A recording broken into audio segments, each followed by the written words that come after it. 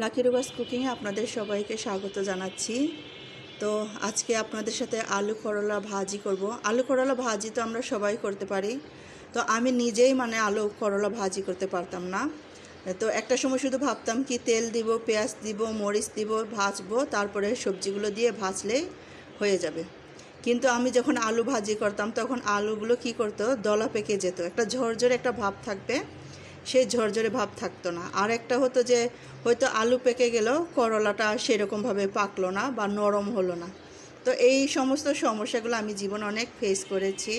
তো আজকে সেরকম একটা টিপস শেয়ার করব, যেটা করলে আপনার আলু করলাও সেদ্ধ হবে, আবার একটু ঝরঝরেও থাকবে, দেখতেও ভালো লাগবে, গ্রিনি একটা ভাব থাকবে করলার, আবার আলুটাও একদম লেগে দলা পেকে যাবে না। তো এই যে দেখেছেন কড়াইটা গরম করে নিয়ে তেল দিয়েছি, তেলটা গরম করে নিয়ে পেঁয়াজ আর কাঁচামরিচটা দিয়েছি। যেহেতু ভাজি করব, পেঁয়াজটা জাস্ট একটু নরম করে নিয়েছি ফ্লেভারটা বের না হওয়া পর্যন্ত। তারপর করলাটা দিয়ে দিলাম। করলাটা আমি হাতে কেটেছি। আমার হাতে কাটা জিনিসগুলো, ভাজির জন্য কাটা জিনিসগুলো খুব যে মিহি হয় এরকম না, মিহি করতে পারি না, কেন যেন মিহি হয় না। আর যে বিচি সহ কেটেছি সেই জন্য আবার ধৈর্যটাও একটু কম। আর আলুটা আমি কেটেছি কাটার দিয়ে, তাই আলুগুলো খুব সুন্দর ঝরঝরে হয়েছে। তো করলাটা আমি দেখেছেন প্রথমে করলাটা দিয়েছি, করলাটা দিয়ে আমি কিন্তু একটু সময় নিয়ে ভাজি করেছি। তারপর আমি কিন্তু একটু ঢেকে রেখেছি, সেই ঢাকনাটা আমি দেখাইনি। তারপর ঢাকনাটা খোলার পরে এই যে আমি আলুটা দিয়ে দিলাম। আমি কিন্তু এখনও লবণটা দিই নাই, এখন আলুটা দিয়ে দিলাম। আলুটাও দিয়ে ভালো করে নেড়ে চেড়ে অল্প কিছুক্ষণের জন্য আবার ঢেকে রাখবো, তাতে করলা আর আলু দুটোই নরম হয়ে আসবে। তো বেশ কিছুক্ষণ পর ঢাকনাটা খুলে নিয়েছি, করলা আলু কিন্তু বেশ ভালোই নরম হয়ে গেছে। এখন আমি দিয়ে দিচ্ছি লবণ, তারপর আমি দিয়ে দিব হলুদ গুঁড়ো। হলুদ গুঁড়োটা আগেও দেওয়া যেত, কিন্তু আমি পরে দিয়েছি। আর এই যে আমি দেখলেন গোটা রসুন, সেটা দিয়ে দিলাম। গোটা রসুন দেওয়ার পরে গুঁড়ো হলুদ আর সামান্য গুঁড়ো মরিচ দিয়ে দিলাম একটু সুন্দর কালারের জন্য। আবার একটু কিন্তু হালকা কালারেও এটা কিন্তু ভালো লাগে। তারপরও আমি হালকা করে হলুদ আর গুঁড়ো মরিচ দিয়ে খুব ভালো করে আবার নেড়ে চেড়ে নিচ্ছি। আর আবার এটাকে আমি কিছু সময় ঢেকে রাখবো, যাতে আরও ভালো করে আলু করলাগুলো নরম হয়।